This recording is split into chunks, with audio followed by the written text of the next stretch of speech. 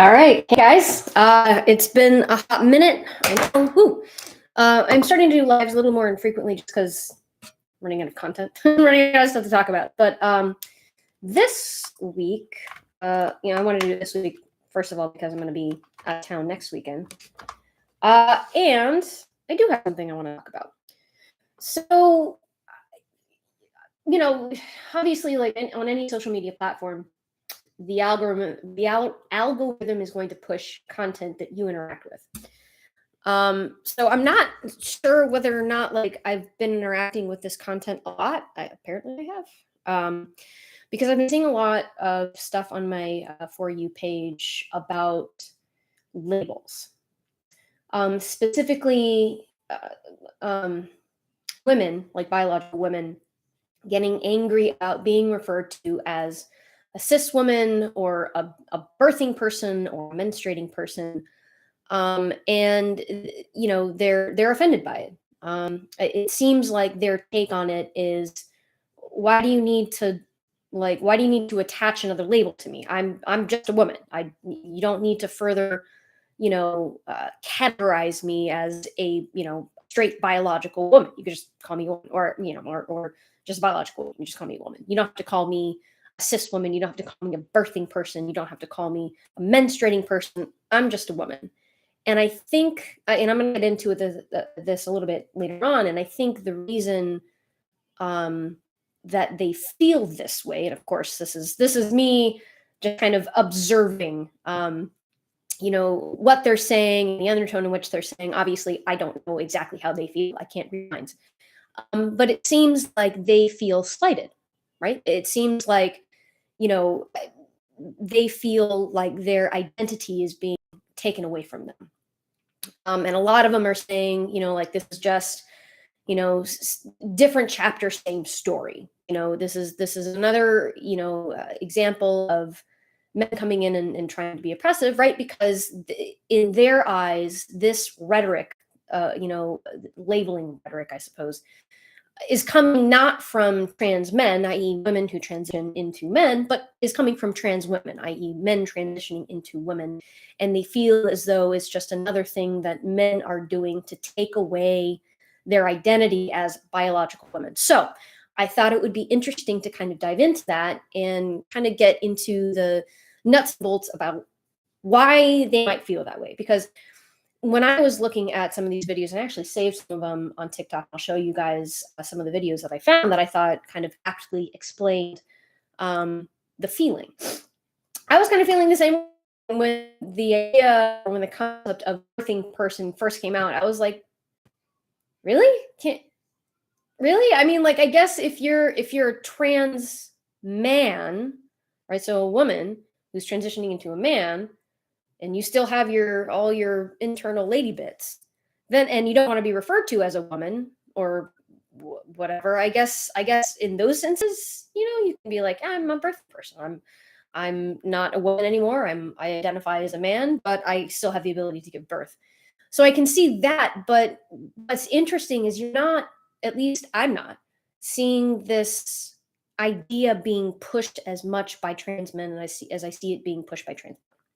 So, and I'll try and keep up with the comments. I've got like 3 different screens up here. I'm going to try and put on makeup. And the reason I'm doing this so early is because we have a role playing campaign that starts at noon. And then right after, I have to go fly over to the not actually fly, but like go quickly over to my parents' house so that we can discuss plans and such for this weekend camping trip. So it's a full day. So I wanted to get you guys' live in because I know I haven't done it in a couple weeks. So this was the only time that I had. Got it. Okay, hello everyone. Hi. Oh, cool. Good morning from Tampa. It is real humid outside. I went to try and go, and if you're in the Tampa Bay area, I would hope you know Bill Jackson's is. So I'm trying to go to Bill Jackson's to get a couple more supplies for the camping trip, not realizing that they didn't open until 10. And oh my God, I just walked out and immediately started sweating express. Okay, so, and again, I'm going to try and do this all while putting on makeup for the upcoming campaign. But I figured a good place to start is with the origin and or history of labels to begin with, right? Because that's kind of the crux of everything. We have a bunch of women who are unhappy about the way that they are being labeled in society. And I didn't do research on this aspect of it, but I don't know if this is like exclusively an American thing. I feel it seems like it is because I've seen how people in other countries kind of react to other similar issues that we have, where there's just like, why are you guys so upset about this? Like, it's really not that big of a deal.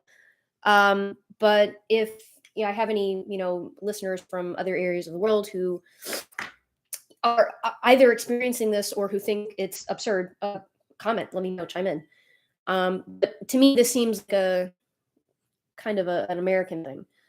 Okay, but so labels. So from as far as I can tell from my research, labeling is kind of like a mental shortcut we use to categorize things because otherwise the intake of information would be overwhelming, right?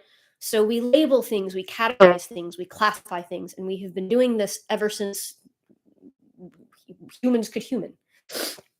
It's an organizational thing. That's kind of why I feel that we are where we are in the pecking order of the rest of the creatures on this planet. So, but I looked it up, and I use Wikipedia a lot for this. And I know back in the day, college and law school, they're like, no, you can't use Wikipedia. And like, I read Wikipedia, and they always, cite to sources, and I'm like, why can't I use it? They're citing to the sources. They're getting it directly from these sources, and they're usually pretty good sources. So I'm a proponent of Wikipedia. So Wikipedia defines a label as follows. It says a label is an abstract concept in sociology used to group people together based on perceived or held identity. Labels are a mode of identifying social groups. So yes, I agree with that. I think that, in a broader sense, we label everything. We label all the things, not just humans, not just other people. I promise I'm looking for a makeup brush and I'm not finding it because I was dumb and put them all away this morning. Okay, here we go. Okay, so there are, and like, of course, because label is such a broad kind of concept, there's just all kinds of stuff out there. But here's kind of what I found as far as categorizing labels themselves. So external labeling. External labeling, again, oh, maybe I was wrong. Maybe this is just another word for labeling. But it goes on to say that labels serve many functions in sociology. They group individuals with common characteristics such as academic performance, right? Cum laude, summa cum laude. Gender, man, woman, she, her, he, they, them. Race or adherence to law. So that concept, adherence to law, criminals, that's actually part of a kind of a subset of labeling called the labeling theory that was developed back in the 1960s. I encourage you to go look it up. It's actually really fucked up. And it actually goes to talk about that. It says, for example, a society without a formal legal system may not have the label criminal. That makes sense, as there can be no stigmatization of crime in a society without laws.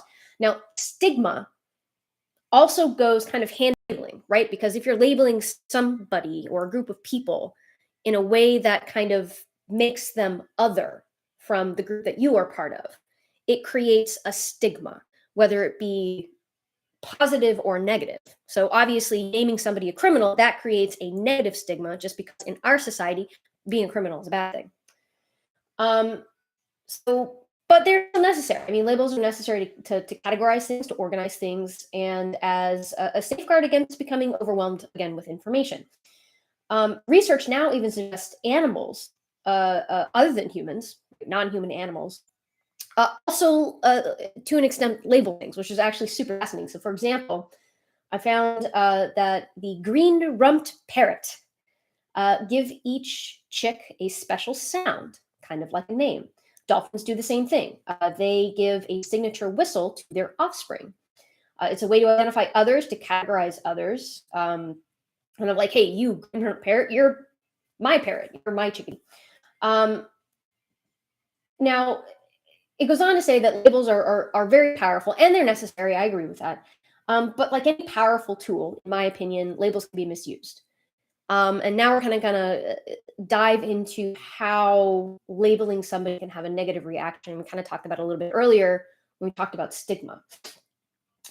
So while, and this is, again, I believe, is this Wikipedia? Yeah, this is Wikipedia. So Wikipedia says, while there are positive effects to labels, there are also negative effects. Labels can shape expectations that are set for other people, creating stereotypes, right? These stereotypes can result in unrealistic expectations or expecting less from someone despite what they are capable of. For example, someone could expect a person who is Asian to be good at math, even if they aren't. It was actually the exact example I was going to use. Because it's true, like growing up, and I'm a millennial. So I grew up in the early to late 90s through the early 2000s. I was part of the generation where, my parents were just like, yeah, go play outside. And I did, and I got into a lot of trouble. And there wasn't like people were more offensive back then, and nobody cared. People were like, oh yeah, that's dickish, but whatever. You do you're not going to bother me with it. We weren't as, I think, sensitive as a lot of people have become today, to just like insults, to like words, that kind of thing. So, back in the day, yeah, there was a stereotype that, oh, you're Asian, you must be good at math. Oh, you're Hispanic, you must get angry really easily. Like, oh, you're white, you must like pumpkin spice lattes. That kind of thing. So, and nobody cared. Like, people were just like, yeah, that's just how it is. It's a stereotype. We didn't even consider it to be racist, even though it kind of inherently is. So anyway, the article goes on to say, this could lead to someone to think that a person who is disabled can't have a job. That makes sense. Or a person with tattoos, right, must be a criminal, because they have tattoos. And that was one of the things that I never understood when my parents were like, yeah, you can't get tattoos. People think you're a hooligan. And I'm like, what? Why? Just because you have pretty things drawn on your body, people think that you're a hooligan? That's weird. So let me just get this. I'm fucking up this makeup and I don't really care. Okay. So according to the Turner Syndrome Foundation, and I apologize, I didn't look to see what Turner syndrome was. It says there are a myriad of articles out there discussing the ill effects of labeling someone. Everything from labeling someone as disabled to labeling someone as criminal.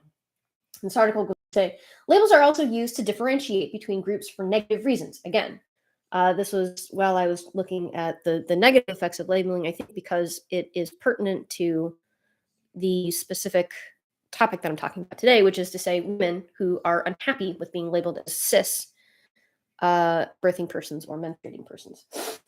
So it says a label may be placed on someone to designate them as different from mainstream society. This can result in group favoritism and othering, right? Other. In-group favoritism occurs when individuals in one group, united by one label, favor members of their group of outsiders. We see that all the time. We, especially here in America, where like we're obsessed with politics. Like, I was reading an article about like this little boy who passed away tragically. It was accidental. There was no foul play involved.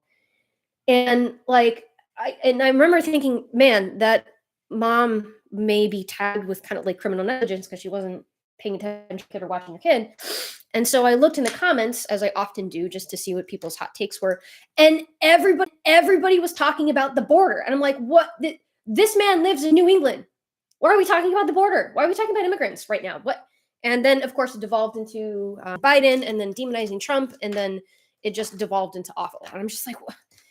I don't understand. But anyway, so othering is a specific form of labeling in which the label produces patterns of power and privilege by designating those who do not follow accepted social norms as lesser.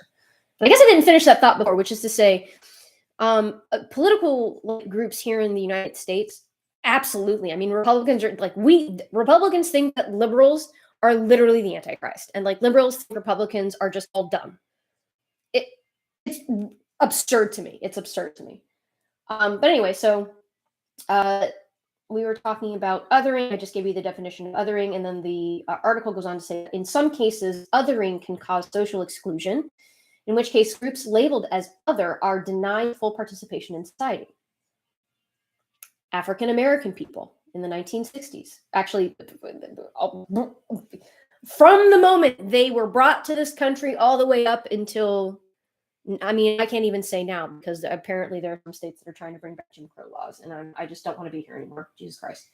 Anyway, so labels have been used to alienate groups and justify unequal power dynamics, which can harm the individual experiencing inclusion and alienation. Obviously, we are a herding. I mean, we're herds. We aren't lone wolves. We aren't like cats or something, you know, or anything. We stick around in groups. And so it makes sense that evolutionarily speaking, we are going to gravitate toward wanting things to feel accepted and to be accepted into groups because that was safer, safety in numbers, and easier, right? You'd have, it was a collective. You'd have, and I'll get into that a little bit later on. It's actually fascinating. You know, you have some people whose designated job it was to, you know, tend to the field, and then you'd have others whose designated job was to go out hunting. We like groups. That's how we developed. Unlike neutral categorization, typing relies on power imbalances to reduce differences between individuals and groups to exaggerated characteristics. It says, although stereotypes may have no factual basis, they may alter individuals' behavior if consistently applied. Sociologist Robert K. Merton named this effect self-fulfilling prophecy. I think everybody knows what self-fulfilling prophecy is, to explain the change he observed. Both positive and negative labels both positive and negative labels may create a case of self-fulfilling prophecy. While the application of negative labels may cause discrimination and stigmatization, applying positive labels can also have negative effects on individuals, like high expectations and discrimination. Asians are good at math. Probably not all Asians are good at math, right? Just like Hispanics get angry easily. Probably not all Hispanics get angry really easily. I do. My dad does. But I'm sure that's not for all people who have Hispanic backgrounds. That's not the color I want. What color do I want? I want this color. Okay. Actually, you know what? We're going to do yellow. I've been doing this thing where like I'll do like one color up here and then one color down here. I've been digging it. So I think that's what we're going to do today. And then afterward, I'm going to work out and get all sweaty, and then I'm going to wash it all off. Okay. So let me just fix this. I told you guys I can't walk and chew gum at the same time, so it's hard to like talk and put on makeup at the same time. Okay. Becker claimed, remember, oh no, I didn't get to that one. So American sociologist Howard S. Becker emphasized that labels and labeling are not the sole factors in behavior, obviously, and must be considered among other factors. Becker claimed that certain labels may increase one's likelihood of aligning with expected behavior, but they do not fully predict the action. That it all makes sense, obviously, because that just takes that. If the idea that, you know, we just follow whatever expectations are bestowed upon us, that takes away our sense of agency, which that makes me uncomfortable. And speaking of Becker, his book Outsiders, and he wrote a book called Outsiders, was extremely influential in the development of the labeling theory, which I mentioned earlier, according to Wiki. So, and this is fucked up, but also really fascinating. So the labeling theory posits that self-identity and the behavior of individuals may be determined or influenced by the terms used to describe or classify them. It is associated with the concepts of self-fulfilling prophecy and stereotyping. Labeling theory holds that deviance is not inherent in an act, but instead focuses on the tendency of majorities to negatively label minorities or those seen as deviant from standard cultural norms. Again, unfortunately, we see a lot of that in Western culture. And I'm sure you see a lot of it in other cultures. Again, I'm focusing my study here on Western civilization. So the theory was prominent during the 1960s and 1970s. Remember, that was when lots of serial killers came out of the woodworks. And some modified versions of the theory have been developed and are still currently popular. Stigma, which I think goes hand in hand with labeling, is defined as a powerfully negative label that changes a person's self-concept and social identity. Labeling theory is closely related to social construction and symbolic interaction analysis. Labeling theory was developed by sociologists during the 1960s. Again, Howard Saul Becker's book, Outsiders, was extremely influential in the development of this theory. And labeling theory is also connected to other fields besides crime. For example, there is a labeling theory that corresponds to homosexuality. Alfred Kinsey and his colleagues were the main advocates in separating the difference between the role of a homosexual and the acts one does. An example is the idea that males performing feminine acts would imply that they are homosexual. Thomas J. Sheff states that labeling also plays a part with the mentally ill. Labeling somebody as mentally ill. The label does not refer to criminal, but rather acts that are not socially accepted due to mental disorders. And this all comes into play. Sexual identity, gender identity, mental illness, this all comes into play in this kind of interaction between trans women and biological women, because I think it all comes from a place of trans women just wanting to feel accepted. And so they're using the tools that they have available. And the problem is that I think the problem is that by doing so, they're further stigmatizing women, biological women, by just removing like their identity. So here's kind of an example of stigmatization and labeling as it pertains to not great things for women. So when a man, when a father looks at his son and his son is has glasses and is not interested in playing sports or whatever, and he says his son is just a girl. You're girly. You're being a girl.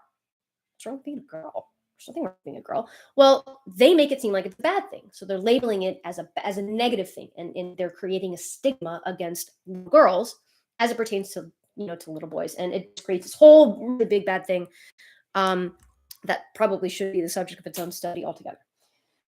Okay, so let's talk about some of those labels, and we kind of already did. Little girl is label mentally ill, homosexual, trans is a label, cis is a label. And we'll get into some of the more pertinent ones going forward. But I think the first one we should probably start with is woman. And how do you want blue? No, we'll do this. We'll do. By the way, I am listening to a band called Peyton Parrish. Holy shit! Let me turn this up for you guys.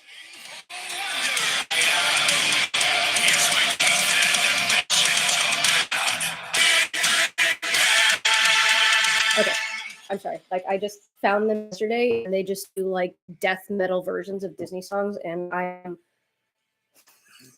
fucking living it. Oh my god.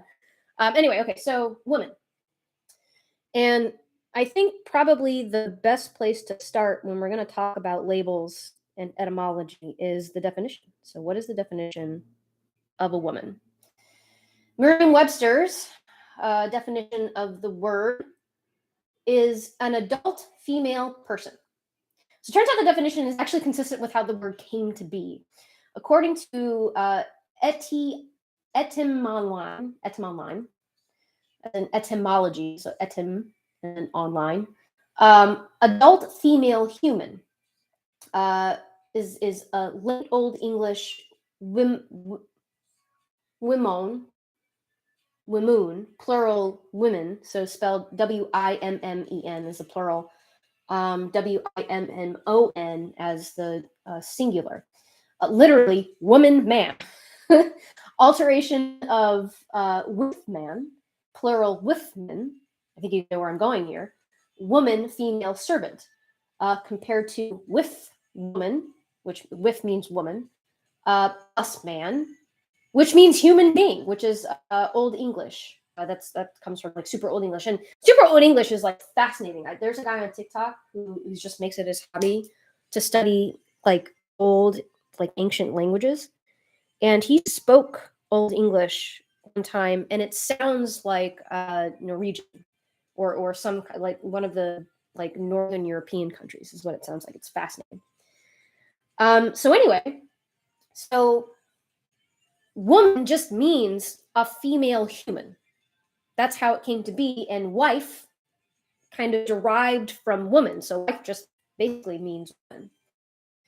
Now it's notable that it was thought necessary to join with a neutral noun representing a female person to man, a masculine noun representing either a male or a female person, to form a word denoting a female person exclusively.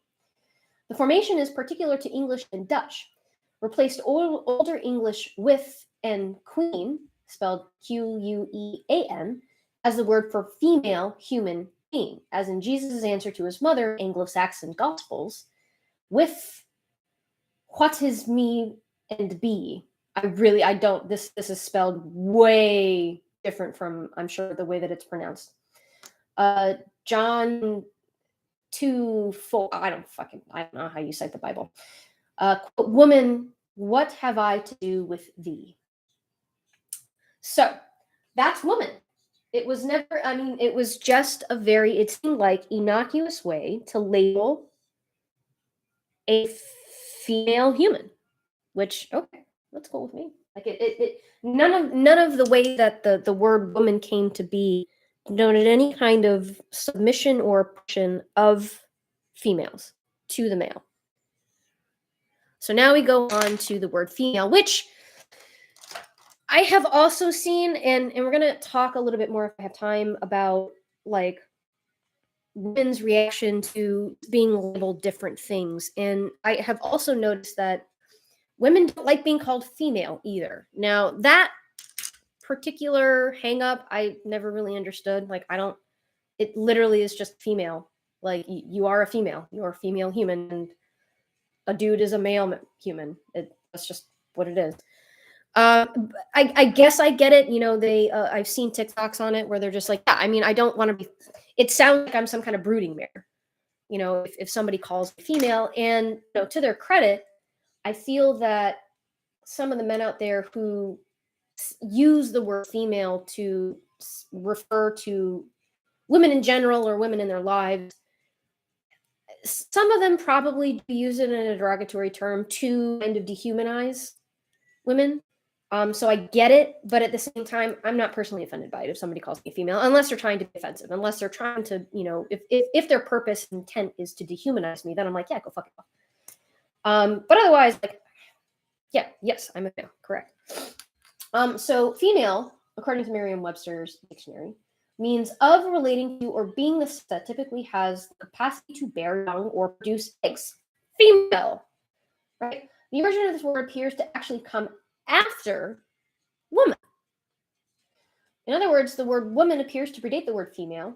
And then Etymol9 says early 14th century female comes from the early 14th century. So where it said, let's see. Oh yeah, like the origin of the word woman came around the 8th century, which I would assume comes before the 14th century, but I could be stupid. So anyway, so female comes from the early 14th century, from the old French word femelle, woman, female, which means woman, female. 12th century from medieval Latin, femella, a female. From Latin, femella, young female, girl, diminutive of femina, woman, a female. So this is interesting. Let's see. They didn't say where this one comes from, but this one I thought interesting. Woman, female, woman, female, literally she who suckles. From pi root to suck. She to suck. Interesting. Take with that what you will. So that's super fascinating. And also nothing about the origin of those two words tends to suggest, at least to me, any kind of power dynamic between males and females. It's just simply there to label, to categorize, to classify. And this was, so I think this was part of etymology online. It says, when the Himalayan peasant meets the she-bear in his pride, he shouts to scare the monster who will often turn aside. But the she-bear thus accosted rends the peasant tooth and nail, for the female of the species is more deadly than the male. Kipling. The sense in vulgar Latin was extended from young humans to female of other animals, then to females generally. Compare Latin masculus, also a diminutive, see masculine. The spelling altered in the late 14th century in erroneous imitation of male. In modern use, usually an adjective, which is attested from early 14th century, in reference to its implements with sockets and corresponding parts from the 1660s. So, right. Okay, so now we're going to kind of move on and talk about the etymology of gender and like the meaning of gender, because gender is different from sex, as I'm sure you've heard all over social media. Gender is different from sex. Gender is how you identify. Sex is your biological state. Sex is what you were born with. Okay. So, gender, the behavioral, cultural, or psychological traits typically associated with one sex. 1300, kind, sort, class or kind persons or things sharing certain traits. From Old French genre, right? That makes sense. Kind, species, character, gender, 12th century modern genre. They stem from Latin genus, genitive, generous, race, stock, family, kind. So it goes on and on. I'm not going to get into too much of it. Except that it does here, again, differentiate between gender and sex. It says the male or female sex sense of the word is attested in English from early 15th century. As sex, noun, took on erotic qualities in the 20th century. And I always was like, I wonder why. I guess I kind of see the progression there. Gender came to be the usual English word for sex of a human being because they wanted to get away. They didn't want to associate just trying to identify somebody with the act. So later, often in feminist writing, and this is not part of my thing, but I just wanted to put that out there. All feminist means is the concept of wanting to be equal to men. We want to be treated the same way that men are treated. Like, as I mean, like obviously there are biological differences, but I'm talking about like if I have the same level of experience and I'm doing the same fucking job, I should be paid the same. Assuming like everything is equal, assuming I have the same work ethic, assuming I have the same experience and credentials, I work the same fucking hours, I should be paid the same as a man, and that is still not true in a lot of areas, a lot of like careers, which is absurd. But that's all feminism is. It's just like, hey, can we just get paid the same for doing the same fucking thing? And also, can we not get charged like more for the same fucking thing that men buy? It's called the pink tax. Look it up. It's pretty terrible. That's all feminism means. Okay. So later, often in feminist writing, with reference to social attributes as much as biological qualities, this sense first attested 1963. And then gender bender is a form 1977 popularized from 1980 with reference to pop star David Bowie, which I thought was interesting. Okay. Oh my god, I love Peyton Parrish. They're so good. I think we're going to do a Wang. All right, sex. The sum of the structural, functional, and sometimes behavioral characteristics of organisms that distinguishes males and females. I'm not going to go into Edmond Online's kind of description of this. It's really long, and I think you guys know what sex is. I think for purposes of this live, sex is just what you're born with. The bits that you're born with. Now we're kind of getting into more modern day labels, specifically those labels that are making some women not very happy, including I'm kind of over it. I'm like, come on, guys, like really, I'm just a lady. I don't need to be like double categorized like a cis lady. I'm just a lady. So cisgender means of, relating to, or being a person whose gender identity corresponds with the sex the person had or was identified as having at birth. So cis, and you hear this a lot, cis men, cis male, cis woman, cis female. Inherently, it's not an offensive term. It's really not. It's just a categorization. It's just you were born with those bits, right? So I think the discontent comes from the idea that we don't need, and this goes for both men and women who don't identify with a different gender at birth are just men and women. They're just men and women. But the reason that cisgender came about, the term cisgender came about, was a way to combat that making trans people other. So if we're going to get a group of people who have certain feelings about themselves and categorize them as something apart from the rest of the people who don't have those same feelings about themselves. We are making them other, right? Now, obviously, if the majority of the human race had people that didn't have those same feelings as other. So I think the term, I don't think, I know, it's important according to research. I'm pretty sure the term cisgender just came about so as to prevent this group of people from being stigmatized, from feeling other. And I get it. It's like a noble cause. I think I've gone too far. So like fine, further stigmatizing a certain group of people, fine. Do I think it's necessary for me? And I don't know. It's up in the air. Again, like if it's for a noble purpose to prevent stigmatization and potentially violence against a group of people, fuck it, I don't.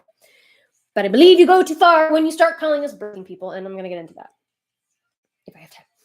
Running out of time. All right, so transgender. Transgender is of relating to or being a person whose gender identity differs from the sex the person had or was identified as having at birth. We all know this. But while the term cisgender was coined in the 1990s, which was, the origin actually appears to be in 1914, so that term's been around for a while. 1914 Germany. It says in German, according to Marquis Bay, proto-cisgender discourse arose in 1914 with Ernst Burchard's introduction of cis-trans distinction sexology.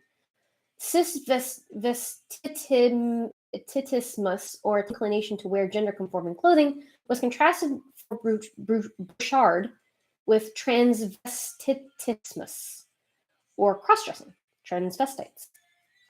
A German sexologist, Volkmar Sigusch, cited his two-part 1991 article Die Transsexuellen und unser no. I'm not gonna. It's a fucking Google it. I don't want to butcher any more German words. And it is translated to say transsexuals and/or nosomorphic view. The origin of neologism. When he used it in his 1998 essay. And that's kind of, so we went from 1914 to 1991, now to 1998. And at this point, I think I should probably like, yeah. Scott was saying that's why I stay away from I try and not pay attention to it. Yeah, that's So Dave, there's one thing I'll never be as a sheep. Good, because that's how people get into trouble. That's how entire like cultures get into trouble, is when they actually like sheep. Equal rights is a different subject. All childbearing men can't be in general. Yeah, so men can't be in. Yeah, so like I said, I mean, there are clearly, obviously, there are biological differences between men and women. Women can do certain things men can't. Men can do certain things women can't. We gain fat. They gain muscle. They have higher metabolism than we do. We gain fat because we need it to potentially support a pregnancy. This idea that men are stronger so that they can protect the female, I don't think that's true. In fact, I think that's demonstrably false. I think that's a kind of a noble thing people like to think about. But in reality, when you look at other species, the males are stronger so they can fight other males for the female, right? They fight other males so they can mate with the female, because the entire like purpose of evolution and I guess being alive on this planet. So I'm not going to go into talking about what the purpose of life. I'm just talking about when you're looking at other animals, their entire purpose is to procreate. That is what they're there for, to perpetuate the species. That's what they want. So that is why males in most other species are going to be stronger, so they can fight against the other males, so they can get to fuck the female, right? Gorillas. Look at gorillas. So yes, men and women are biologically different for sure. And we're going to talk about kind of the history of oppression and how women started to become submissive to the males. Now, I haven't done a lot of research in kind of comparing humans to other animals in terms of like the power dynamics between men and women, between males and females. But I imagine it is different from the power dynamic between human females and human males, simply by virtue of our ability to cognize and think, and you know, all the things that made us, you know, apex predators on this planet to begin with. Okay. I don't know. I'm sorry if the video is like all janky. I noticed that the viewers dropped a lot. It was like 15, now it's 8. So I'm sorry. It's very laggy. I apologize. Okay, so moving on.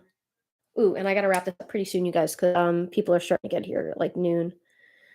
Okay, so we talked about labels. We talked about what words actually mean. And where they come from. And what's interesting is that use of the label cisgender appears to now in the mid 2000s, so like the teens, Irish author John Bone criticized the use of the word cisgender to describe he. He says, as a person who identified with his sex, saying that he considers himself just a man, not a cis man, no need for any modifier. He says, as a person who identified with his sex, saying that he considers himself just a man, not a cis man, no need for any modifier, or by birth. Right, because you don't call, or you know, like birthing person, menstruating person. We're not saying the same thing with men. We're not seeing like, you know, men being referred to as ejaculating persons. A little more research. But also, I think, and this fact had been pointed out, because we've always been subjected or subjugated. We've always been oppressed from as far as human memory can go. Now, that was obviously not always the case. So I did research. I was like, why then? Why did men start subjugating women? Why did men start oppressing women? And I think the similar questions can be asked about why, you know, white people subjugated people of color, you know, and nowadays why, you know, people are subjugating it's men and women. I don't think that. Interestingly, most of the articles that wrote on this subject were Marxist articles, which I thought was interesting. Marxism talks about how shared communities are more efficient. Men hunted for the most part. We're hunter gatherers. Men hunted for the most part. Women stayed home, gathered, they farmed. And actually, women are credited with. I fucked this wing up. God damn it! Is it? I'm not gonna fix it. Of horticulture and agriculture as we know today, because they were in charge of doing that stuff while the men were out hunting. Why? Now, and that's not to say that women did not also go out on hunting trips. They did.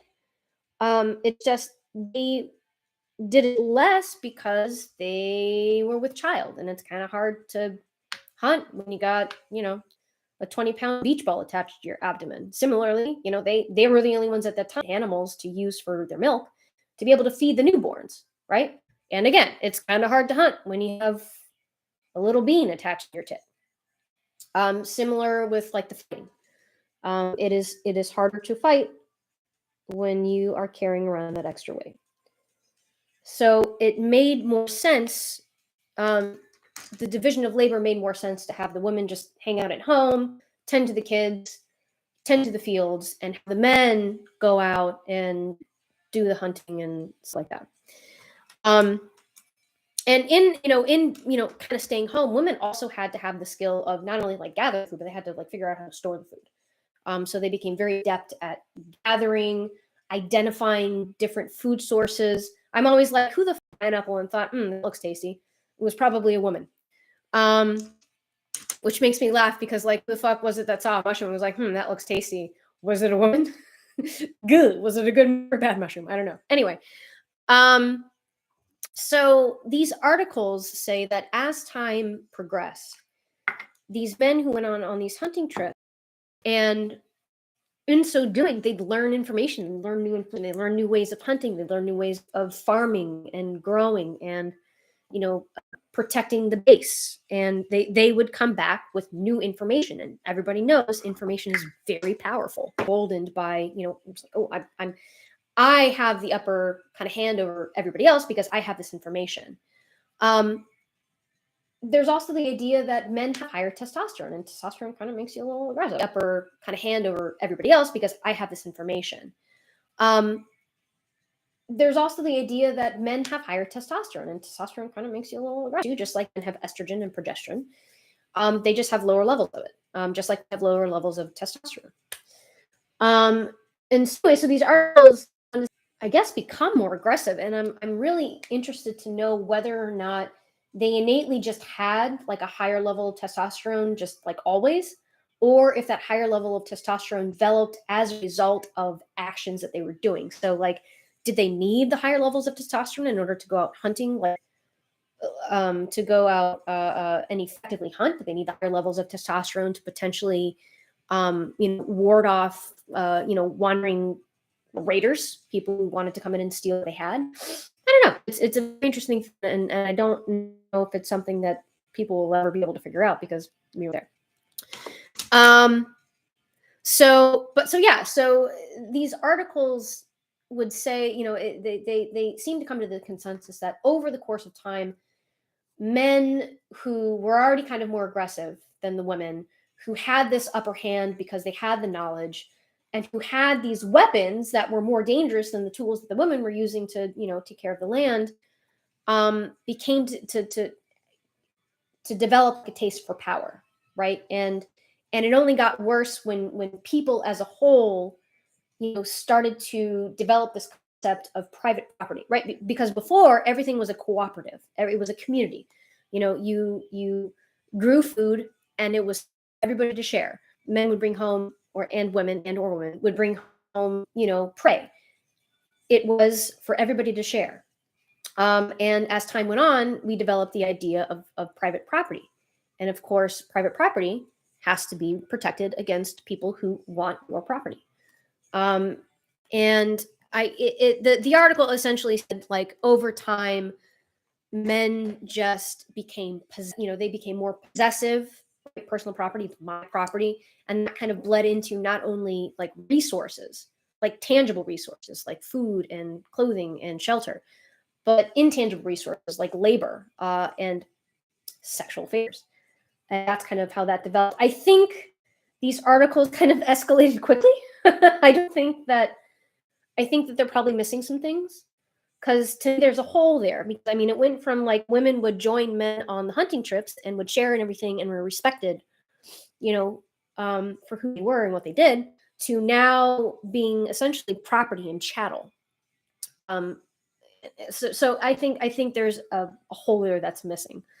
One of the articles was saying, like, men or women came to rely on men to interpret the world for them because men were out there exploring and women weren't. And to me, I'm kind of like, I can see that, but also, like, is there evidence of that? Like, is there hard? And the answer is probably not. There's probably not hard evidence of it because nobody's there, and the people that were there are dead now.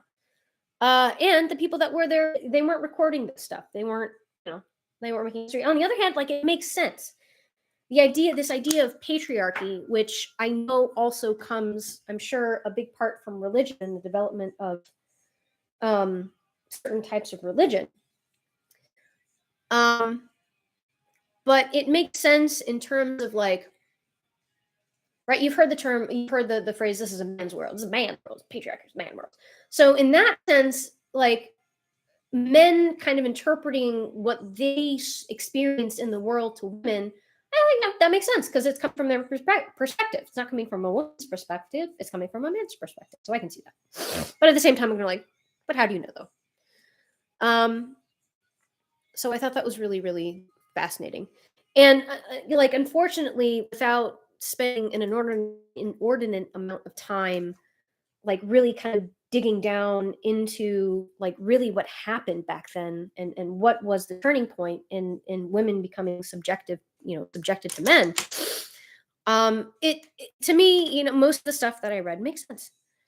So now we kind of have to jump into getting back to labels and getting back to why women are so mad that they're being referred to as birthing persons and menstruating persons.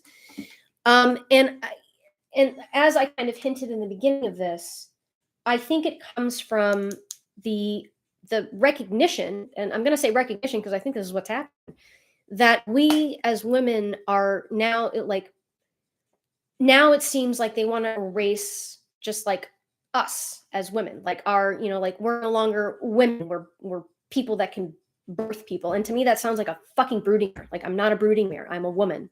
I was born as a woman. um but so I don't feel comfortable with it, and that it's only happening with trans women, and you're not seeing the same thing with trans men doing the same, like women transitioning into men doing the same thing to men, like trying to like it's kind of shitty. So at this point, I think I'm going to show you guys up my volume, hopefully, so you can hear it as well. Of people who are better able to articulate these feelings than I am, for sure. Obviously, I'm stuttering all over myself. Okay, so some of the videos that I saved, I'm gonna up my volume, hopefully, so you can hear it as well. Of people who are better able to articulate these feelings than I am, for sure. Obviously, I'm stuttering all over myself. Okay, so here's a really good one. I'm gonna put my microphone up here, camera, so you guys can see. Trans women are trans women. That's not said disrespectfully, because my era, we wore transvestites, drag queens. All right. Trans women are women. What are your thoughts? Trans women are trans women. That's not said disrespectfully, because my era, we wore transvestites, drag queens. You a man have the title of trans women. Respectfully, trans men are trans men. That is not even a disrespect. It's this younger, new generation, Z crazy, that is not enough for. But let me just break something down to y'all real simple. If a woman is a social construct and we're emulating women, what would that make us? Social construction worker. And if biological stop having sex, if biological women stop having babies, it won't be no more black, white, LGBT, fat, funny looking, or nothing else. I know y'all ain't gonna like the way I put it to you in the box, but when you find the lie, stop me. Because I have relationships with trans men that they identify as men, but they're biologically women. They think that, oh, like, you just pandering for the women. No, I know a woman is Mother Earth. We all came through the birth canal of a woman. All personators, transgender, sex change, whatever. You did not learn how to be a female or act like a female watching somebody like you in a suit and tie. That's fact. You learn from a woman that raised you, whether it be your mother, your auntie, your stepmother, whomever. But then when I get so comfortable in my gay or my transgender or whatever I decide to become, whatever's instilled in me, I'm better than you? No, I'm not better than you. You still my sister. Wow. That is the problem. We keep trying to dismiss women. You cannot dismiss a woman. Right. Like, stop. Trans women are women. What are your thoughts? So I'm seeing that the connection is unstable, and I see Scott's comment that maybe it could be a warning that they're going to shut down the live stream because of the topic. You know what? If they do, they do. That sucks. Hopefully this will be okay once I repost it to Patreon. You guys can go catch it on Patreon. I'm hoping it's recording everything without all the glitches, and I guess that's probably why my views are suffering right now. But that's okay. Fuck you, YouTube, if you're actually doing this. But so she mentions that I'm going to refer to this person as a she because that's how she is presenting herself. She got a little, she got into kind of her own. I mean, the entire thing was her own opinion, but she got a little emotional for me at the end there. But the idea of women, the like woman being a social construct. Gender is a social construct. It absolutely is. A woman, as we discussed earlier, the definition of woman is simply a female human. A female human is not a social construct. It is black and white. It's there in front of us. You can touch us. You can poke us. Whatever. Don't squeeze our tits or anything. But We aren't a social construct. We are in existence. We exist. And I think part of the reason that some women are so upset is like these trans women who have these feelings that trans, and it's not even them. They're talking about trans men. They're referring to trans men as, because who the fuck else is a birthing person other than a trans man and a woman? A trans woman isn't a birthing person or a menstruating person. You're a trans woman. Like, I don't know. It's frustrating. It's frustrating because it seems like they are the only ones who are perpetuating this rhetoric, and it doesn't even fucking apply to them. And it's obviously it's not all trans women, and some trans men probably do it too. So it's like a very small percentage of the population that is like pushing these things. The problem is that the media is getting a hold of it and just blowing it up, just like the media always does. The media always sensationalizes everything. So maybe I'm even making much ado about nothing, but it was something that was coming across my FYP, and I felt the need to kind of, for at least for nothing else, but for myself to explore why I was having these feelings. Why I was feeling like slighted, like fucking really, like why I was having these feelings. I'm like that with most things. Like if I'm feeling a certain kind of way, I want to know why the fuck I'm feeling a certain kind of way, so that I can either make it stop if it's a bad feeling, or continue to feel it if it's a good feeling. And this is just one of those things. But so in my opinion, I don't like the idea of labeling. I don't like the idea of labeling in general for the most part, because I think it has more negative impacts than not. By the way, I don't think this is YouTube trying to, like, I don't know, get me less views. I think this is probably just my internet that's being crappy. If it makes a difference to anybody. But so anyway, so I don't like the concept of labels. I think that they do more harm than they do good, although I do also recognize their necessity, obviously. I just think that at this point we've probably taken it too far. And I think it is harming, it's certainly, I think it's certainly harming women, like biological women. And I think in the long run, it's going to discredit the attempts to not be stigmatized, like trans women. I think it's going to discredit their attempts for not being stigmatized, but because I think that by doing this, they're making themselves look like assholes. And who the fuck wants to associate with an asshole, right? I get it's a noble cause. I get it. But it almost seems to me like you guys feel like you're backed in, and maybe you are. You are backed into a corner and you're trying to escape.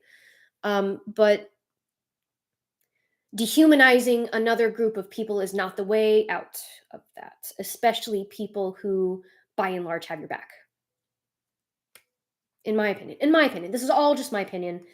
Take it for what it's worth. These are my personal feelings.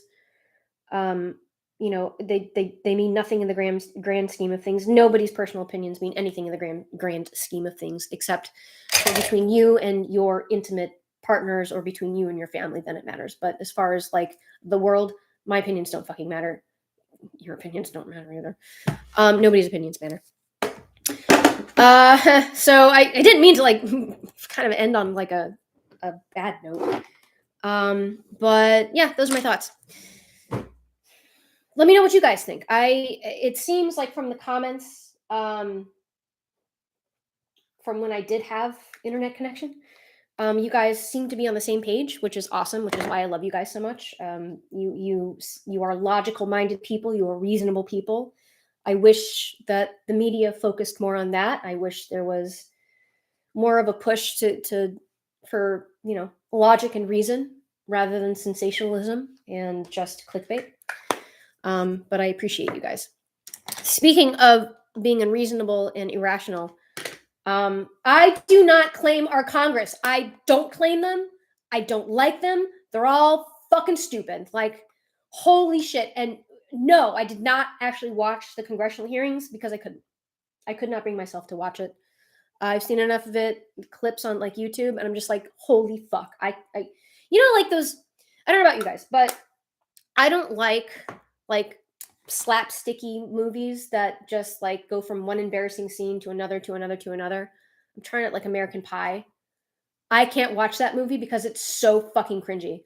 That is what the congressional hearing was. I can't watch it because it's so fucking cringy and embarrassing. And I just for our foreign listeners out there, all three, all maybe one of you, that they are not representative of the majority of the American people. And I think you see a lot of that on TikTok now, where Americans are coming out and being like, we don't claim that energy. Like that's not, we don't. And it's unfortunate, you know, that if this bill passes, it's, from what I've heard, I've not actually read the full bill, but I heard it is dangerously vague and broad, which is what most laws are. It's how most laws are written here in the United States, unfortunately. And it could have very far-reaching, excuse me, I have to burp and it's just not coming out. It could have very far-reaching and very negative impacts if passed and if used. I'm not going to say if used the wrong way, because I mean the entire bill is bullshit. So I guess we'll see what happens. I assume it's going to be challenged. I'm not sure how. Or maybe, I mean, maybe it won't be challenged. Who knows? I mean, this is a bipartisan bill. My thoughts on it is it's absurd. There's no evidence that TikTok is any more dangerous than any other social media platform. In fact, I believe during the congressional hearings, one of the congressmen asked TikTok CEO whether or not it had engaged in pupil dilation studies. In other words, like so that the camera on your phone can track your eyes, and based on whether or not your pupils dilate in certain situations, then it can gives that information back to the app that can then push certain content on you based on how you are reacting to what you're seeing. Scary, a little bit. I don't want anything fucking reading my eyes and pushing content to me that it thinks that I'm reacting to. But the CEO was like, no, we definitely haven't. But you know who fucking has? Meta. You know who Meta is? Facebook, Instagram. Yeah. And it's worth noting that just go look and see how much money Meta has donated to political campaigns. It makes a lot of sense. Especially given that TikTok, I believe, is the most popular social media platform now in the United States, and I'm sure across the world. I'm not a conspiracy theorist, but I mean, it seems reasonable. You know, there are patterns, I think, that we draw, and some patterns that we draw are reasonable. But yeah, so I guess we'll see what happens. I will make an announcement. Gosh, my internet is still unstable. So I'll make an announcement on all of my platforms: TikTok, Instagram, YouTube, Patreon. That if this bill does come to fruition, I'm sure that there will be a grace period. They're not just going to be like banned, nothing. I'm sure there's going to be a grace period. And what I will do under those circumstances, because sure as shit, if it was Meta that kind of facilitated this, I'm no longer going to use probably YouTube's going to shut my video down for saying this, because I don't know if Meta has any kind of involvement with YouTube, but I'm sure they do. I'm going to get off Instagram too. This is bullshit in protest. So I will be moving all of my content to Patreon. It will all be the same content that is posted on both other social media platforms. The base subscription is $1 a month. And you will be able to access all of the same content that I post on those two platforms for $1 a month. The other two tiers will be the same. It will be, you get a little more on the second tier and you get the most on the third tier. If you're interested, just go check it out. But yeah, so that's my plan. My plan is, if this bill actually is enacted, which it seems like it's going to be, it's a bipartisan bill. It's got all kinds of support. It's got all kinds of money from those lobbyists. I'm thinking it's probably going to go forward. I'm hoping it's challenged, but who knows how successful those challenges are going to be. And if it does go forward, then I will be moving exclusively to Patreon. But all right, so I am. Now I have 25 minutes to get my shit together because we got role playing. So I hope that my rambling, you got something out of it. I hope it was at least partially entertaining, if not enlightening a little bit. And hang in there, guys. If you're on TikTok, hang in there. I will not do a live next weekend. Again, I will be in the mountains in a tent, hiking parts of the Appalachian Trail. Hopefully, I won't die. And I will see you April. I love you so much. You guys have a great rest of your weekend. And I will post updates on Patreon. And again, I'll post those updates on my other platforms just to let you guys know what's going on. But in the meantime, I love you, and I'll see you next 2 weeks. Check out Peyton Parrish.